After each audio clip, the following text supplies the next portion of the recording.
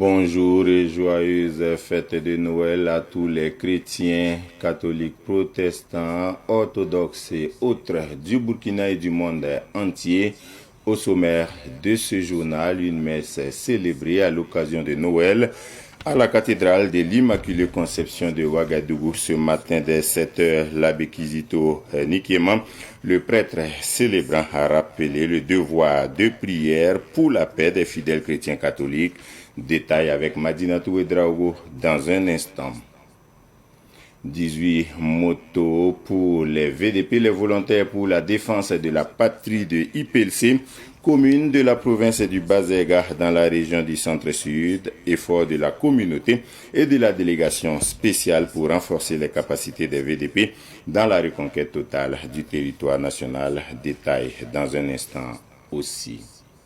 C'était le sommaire. Tout de suite, les développements. Nous commençons avec cette messe de Noël dès 7h ce matin à la cathédrale de l'Immaculée Conception de Ouagadougou, où le prêtre célébrant, l'abbé Kizito Nikéma, a rappelé aux fidèles chrétiens catholiques leur devoir de prière pour la paix à l'occasion de Noël, fête de la Nativité. Témoignage de Madinatou Ouedraogo. Il est 7h à la cathédrale, où les fidèles chrétiens catholiques sont rassemblés pour la traditionnelle messe de Noël. La célébration autour de la naissance du Christ porte le message de la paix et de l'amour. Pour le prêtre célébrant, l'abbé Kizito Nikéma, le message de cette année est une invite à magnifier ce jour et à prier pour le retour de la paix au Burkina. Noël, c'est Dieu qui devient homme, Dieu qui est Père et Fils et Saint-Esprit. Voilà, le Fils qui devient homme, c'est une grande joie parce que c'est par la naissance de Jésus que nous sommes sauvés. Donc il faut que nous fêtons cette grande fête. Il faut que nous nous réjouissons et que nous pensons à cet événement grandiose, important pour la vie de tout chrétien. Nous commençons une nouvelle année et nous savons quelle est la situation de notre pays.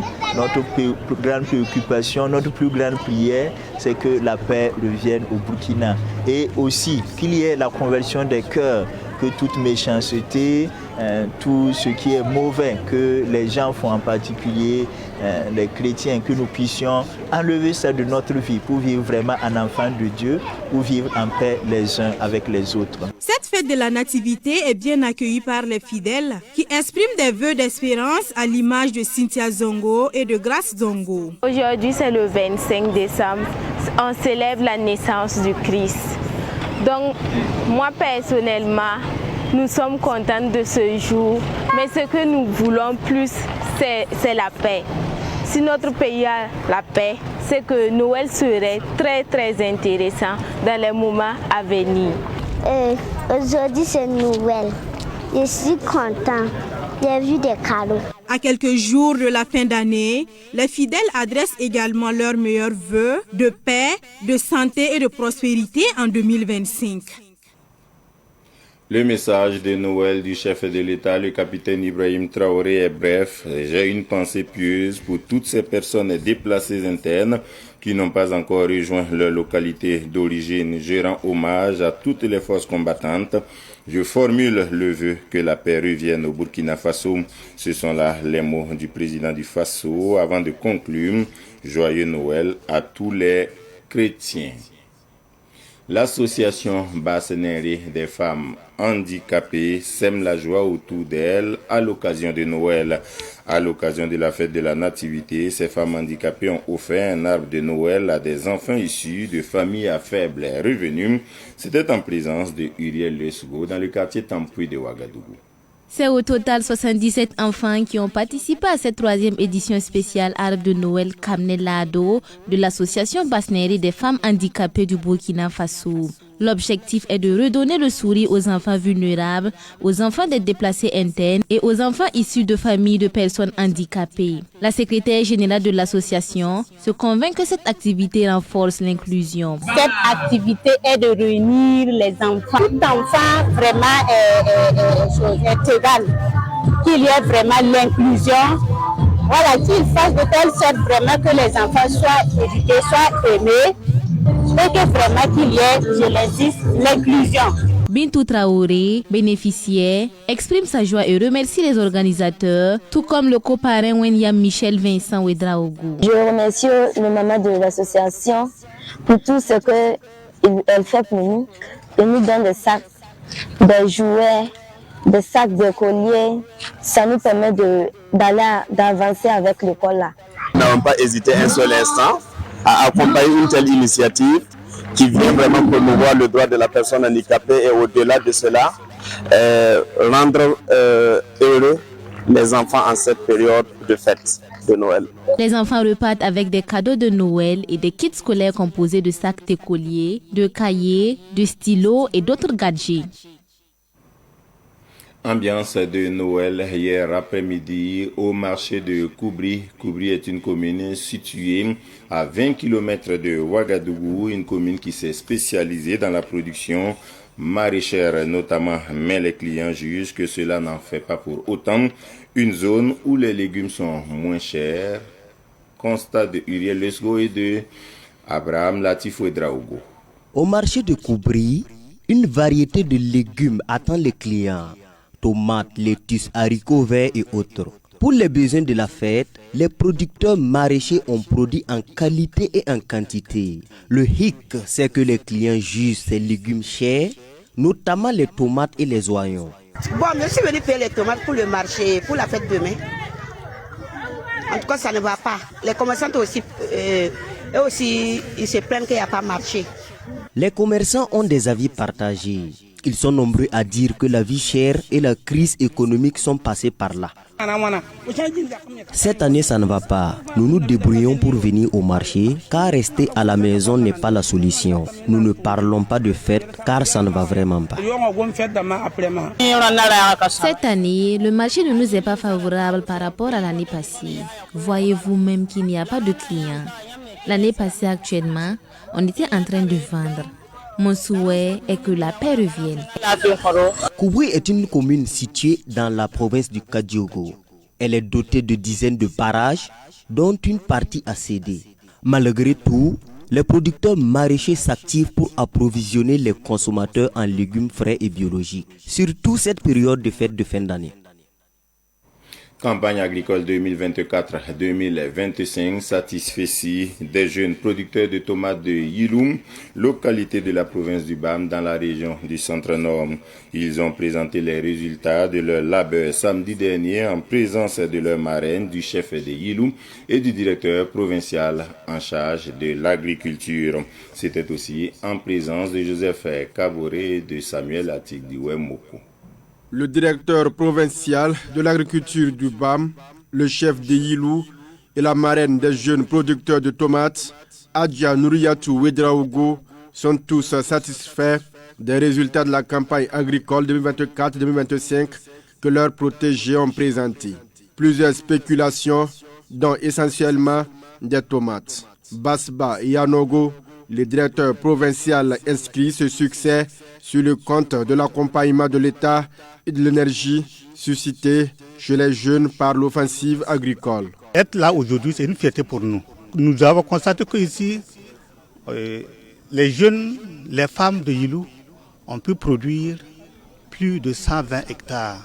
Cela montre que ces jeunes et ces femmes ont entendu l'appel des plus hauts sociaux du ministère qui disent que nous devrons travailler à atteindre la sécurité alimentaire. Les jeunes de Yilou sont satisfaits de leurs résultats. Environ 5000 tonnes de tomates, fruits du labeur de 100 jeunes leaders et des milliers de producteurs. Mais par la voix de leur président Abdul Rachid Sinare, ils ont demandé de l'eau pour leur culture.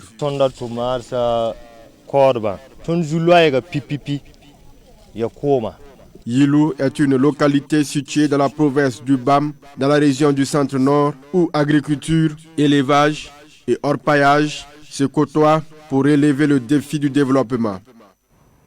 Direction IPLC, cette fois-ci dans le Baselga, en région du centre-sud. L'opération Un village, au moins une moto est désormais une réalité dans cette localité de IPLC. Cela grâce à la délégation spéciale et aux différentes communautés sur place. Les VDP ont reçu 18 motos le week-end écoulé en présence de Issa Oumarati.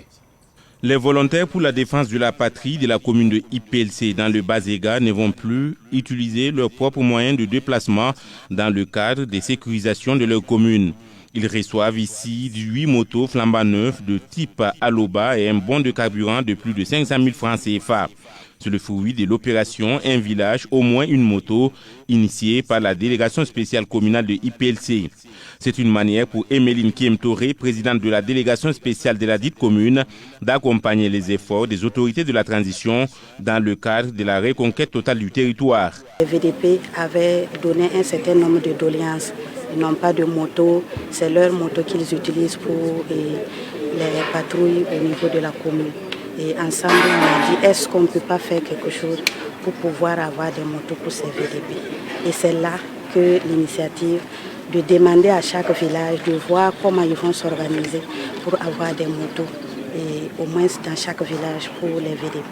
Et ensemble, on a réfléchi avec les forces vives de la commune comment il faut rendre opérationnelle cette initiative. Yvette Nakoulma, gouverneur de la région du Centre-Sud, estime que l'initiative des villages relevant de IPLC de contribuer à l'effort de paix est louable. Elle les invite à maintenir la dynamique car, dit-elle, c'est toute la région du Centre-Sud qui en bénéficie. Aujourd'hui, nous voyons l'aboutissement avec la mobilisation de 18 motos au profit des VDP de IPLC. Donc c'est un mot de remerciement à leur endroit pour cette contribution importante à l'effort de paix et pour cette contribution aussi considérable pour le maintien des acquis sécuritaires de la région du Centre-Sud et les encourager à maintenir la dynamique. Le commissariat du district de IPLC, de qui relève les VDP communaux, promet de mener à bien sa mission de sécurisation de la localité grâce au don de motos qui va faciliter la mobilité des combattants. Je précise qu'avec ces 18 motos aujourd'hui, que vous avez vu, ça va nous permettre de bien faire notre travail. Nous avons 13 villages ici à couvrir et je pense bien que nous allons pouvoir très bien travailler. L'opération Un village, au moins une moto a été soutenue également par des partenaires de la délégation spéciale communale de IPLC. La remise d'attestation au gouverneur et à plusieurs autres personnes ressources de la commune a mis fin à la cérémonie de remise des dons. Une nomination est intervenue hier mardi 24 décembre 2024. Le commandant Oumarou Yabré est désormais le président du Conseil national de la sécurité d'État. Sa nomination est intervenue hier à travers un décret signé par le chef de l'État, le capitaine Ibrahim Traoré. Commandant Oumarou Yabré est directeur général de l'Agence nationale de renseignement, l'ANR. Le cheikh Omar Kaboré donne rendez-vous aux jeunes dans la nuit du 31 décembre 2024 au 1er janvier 2025 sur le terrain Newton Deka de Wayalguin à Ouagadougou pour la nuit du Diwan, une nuit d'adoration, d'exhortation et de solidarité pour affermir la foi et protéger la jeunesse des sorties hasardeuses du 31 décembre. Daouda Amego, vous avez suivi la conférence de presse avant cet événement. Paix durable dans la bande sahélo-saharienne en général et le Burkina Faso en particulier est le thème de la 4e édition de la nuit du Diwan. Une nuit qui vise à louer le prophète Mohammed d'une part et d'autre part maintenir les jeunes sur place pour éviter les accidents de la circulation de la fête de Nouvel An. Le but est dédié à l'évocation et l'invocation du nom d'Allah et au panégyrique du prophète paix et salut sur lui. Son éminence Cheikh Omar Kaboré a voulu, par cette manifestation-là, prémunir la population en général et la jeunesse en particulier contre les dangers que peuvent causer certaines sorties. Et nous remarquons que c'est une nuit où beaucoup sont agités et ils ont des sorties souvent qui ne peuvent pas être bénéfiques. Des conférenciers et orateurs en zikri de l'islam de la sous-région seront présents à la nuit du Diwan, selon Hassan Sana. Ici au Burkina, Le représentant général, bien sûr, de cette animation-là, qui est le Cheikh Miskoul Maguel, c'est Isaac Souré. Et du Sénégal, du Kaolack, essentiellement, nous avons le Cheikh Baye Bité. Et du Ghana, nous avons le Cheikh Abdourahman. Du Tchad, nous avons le Sultan Maïdiri Abakasha. Et nous avons du Nigeria, nous avons Bani Bayani Gaussou. Et du Soudan, le Cheikh Ahmad Aboul Hayri. Ils viendront ensemble animer cette nuit-là. Et cette nuit sera bien sûr placée sous la modération et la conférence du Dr Alid Sana et de notre grand cheikh venu de la France, qui est le petit-fils de Cheikh Ibrahim Niass, qui est Ahmad Boka. La nuit du Diwan aura lieu dans la nuit du 31 décembre 2024 au 1er janvier 2025 sur le terrain du lycée Newton Descartes de Wayalguin. L'un des fils du cheikh de Kaolack au Sénégal, Ibrahim Niass, est déjà à Ouagadougou pour cette nuit. Restons avec Daouda Yamego pour parler de la dédicace de ce roman. L'ignorance des gens malins, l'oxymore, ne laisse pas le lecteur indifférent. C'est le titre du premier roman du Burkinabé vivant au Canada, Wensongre Jean-Claude Yanogo. Ce roman s'inscrit dans une saga littéraire dite Les Dieux de Yendi, rappelant les origines des Mossé dans les actuels territoires du Ghana, du Togo et du Burkina Faso.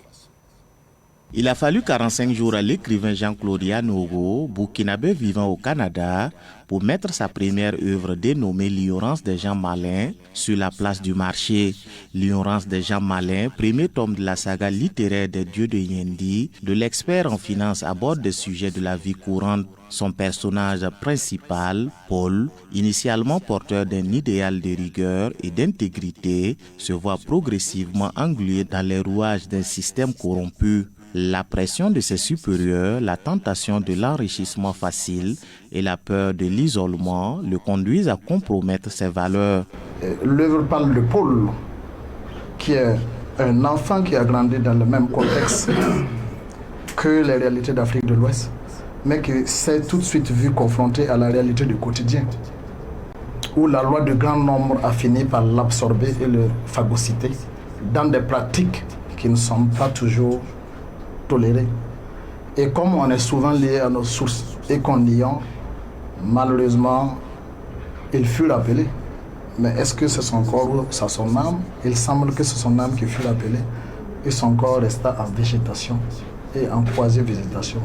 L'œuvre compte 175 pages, subdivisées en 20 chapitres. Il loue aussi le courage du peuple burkinabé qui s'est enrôlé massivement comme VDP dans le cadre de la lutte pour la souveraineté. L'œuvre magnifie le courage dont fait par le peuple burkinabé, notamment par la contribution des volontaires de défense de la patrie, à la lutte pour la souveraineté.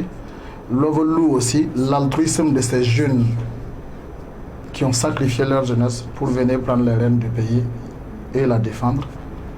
Je parle de maquisard altruiste, c'est justement à ces jeunes que je rends hommage.